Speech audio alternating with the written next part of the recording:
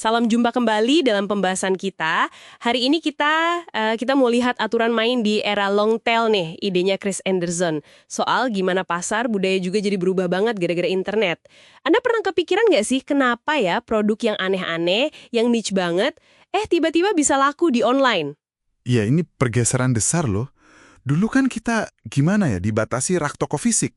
Yang dipajang, ya yang hits aja. Betul. Nah sekarang, di dunia digital, etalasenya kayak nggak ada batasnya. Jadi ya, hampir semua barang ada pasarnya sendiri. Nah itu dia, jadi misi kita kali ini mau coba gali. Ada 9 aturan main nih di bukunya The Long Tail. Gimana caranya bisnis atau kreator bisa sukses di era yang serba banyak ini, menjangkau pasar-pasar kecil yang dulu mungkin nggak kelihatan gitu. Sumbernya dari kutipan-kutipan penting di buku itu ya. Oke, siap. Kita mulai dari fondasinya dulu nih, soal biaya. Aturan pertama, pindahin inventaris ke pusat atau ilangin sekalian. Nah, ini penting banget.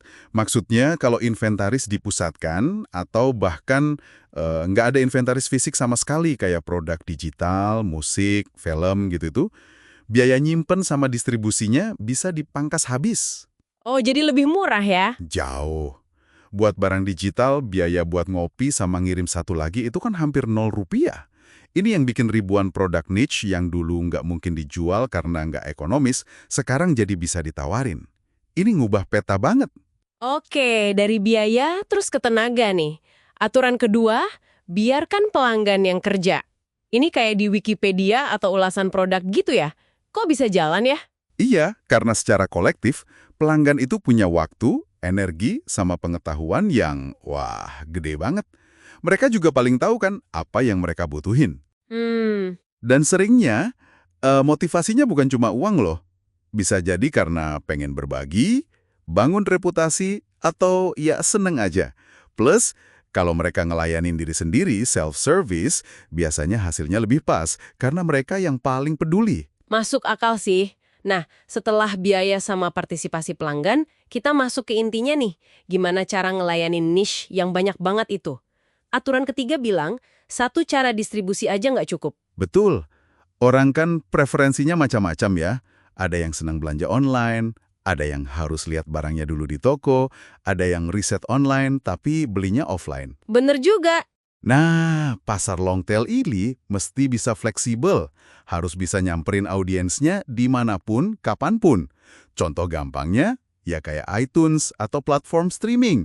Kan buka 24 jam, bisa diakses dari mana aja.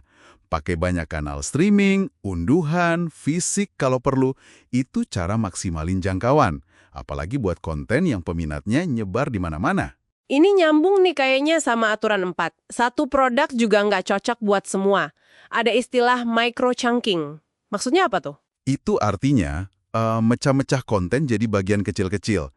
Kayak misalnya, kita beli lagu per track aja, nggak usah satu album penuh. Oh, kayak di platform musik sekarang ya? Ya, atau baca berita per artikel, nggak harus langganan satu koran utuh. Ini nggak sih konsumen, kebebasan, milih. Bayar ya buat apa yang benar-benar mereka mau aja. Nggak dipaksa beli paket yang isinya mungkin nggak semua disuka. Fleksibilitas ini berlaku buat harga juga dong. Aturan 5 kan bilang satu harga buat semua itu, yang nggak selalu pas. Iya, betul. Harga tetap kayak di iTunes emang simple sih. Tapi harga yang bisa berubah-ubah itu bisa lebih efektif nangkep permintaan pasar. Ada contohnya kan, Rhapsody dulu nurunin harga track tertentu, penjualannya malah naik berkali-kali lipat. Wah, menarik ya? Di dunia digital, di mana biaya nambah satu produk itu rendah banget, harga dinamis yang mungkin turun seiring waktu atau popularitas, itu jadi lebih logis. Walaupun ya, ada tantangan juga, misalnya gimana koordinasinya sama harga CD fisik gitu.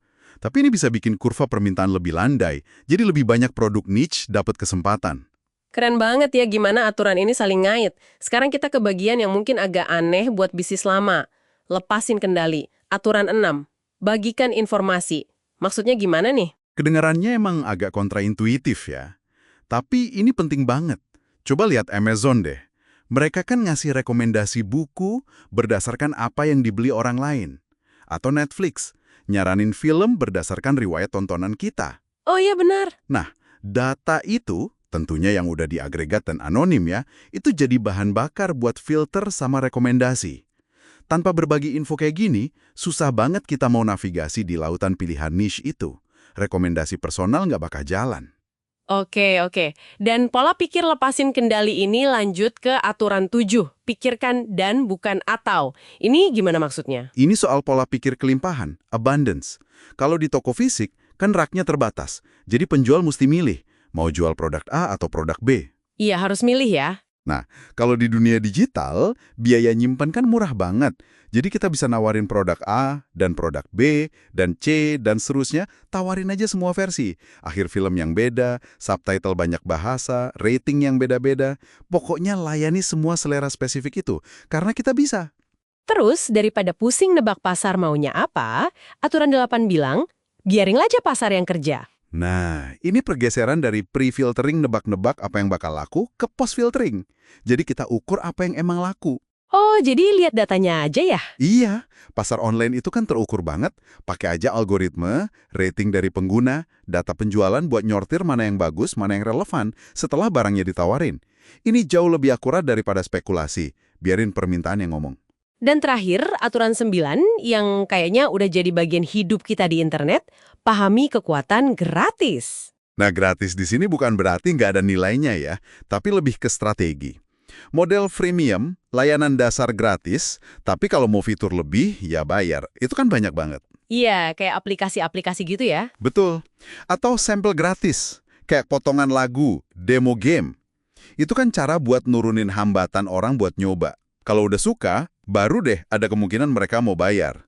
Sekali lagi, ini dimungkinkan karena biaya marginal yang deket nol itu. Jadi kalau dirangkum, 9 aturan ini nunjukin pergeseran besar ya. Dari yang tadinya fokus ke hits, sekarang memberdayakan yang niche, dari kontrol terpusat jadi kekuatan bareng-bareng, dari mikir serba kurang jadi serba banyak. Pertanyaan buat Anda nih, gimana ya prinsip-prinsip ini bisa nyambung sama kerjaan, bisnis, atau mungkin hobi Anda? Coba deh, lihat dunia sekitar Anda pakai kacamata long tail ini. Seringkali peluang itu justru ada di curug-curug yang nggak kelihatan tadinya. Gak peduli Anda penjual, kreator, atau ya konsumen biasa yang pengen pilihan lebih banyak aja.